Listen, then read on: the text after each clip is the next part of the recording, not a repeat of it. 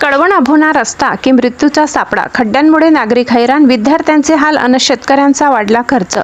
13 किलोमीटरचा जीवघेणा प्रवास, कळवण अभोना मार्गावर अपघातांचा धोका वाढला, नागरिकांचा संताप शिगेला।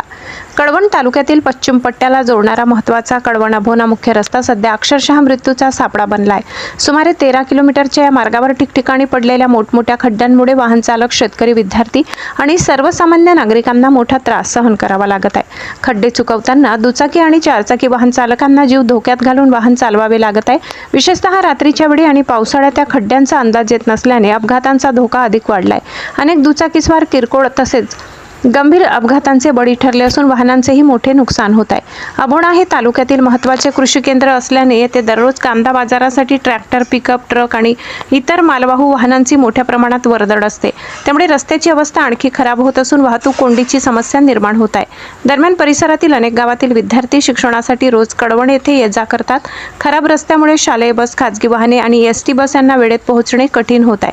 विद्यार्थ्यांचा मौल्यवान वेळ वाया जात असून पालकांमध्ये मुलांच्या सुरक्षिततेबाबत चिंता वाढली आहे। याच मार्गावरून गंभीर रुग्णांना घेऊन जाणाऱ्या रुग्णवाहिकांनाही अडचणींचा सामना करावा लागत आहे।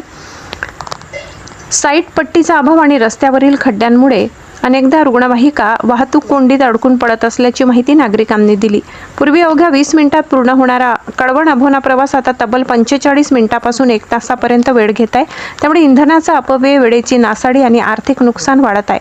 स्थानिक नागरिक, शेतकरी, सामाजिक कार्यकर्ते आणि विविध संघटनांनी सार्वजनिक बांधकाम विभागाकडे अनेकदा तक्रारी केल्या, मात्र अद्याप ठोस कार्यवाही झाली नाही असा आरोप नागरिकांनी केलाय। आता या मार्गाची केवळ डागडुजी नव्हे तर कायमस्वरूपी आणि दर्जेदार दुरुस्ती करण्याची मागणी जोर धरत आहे।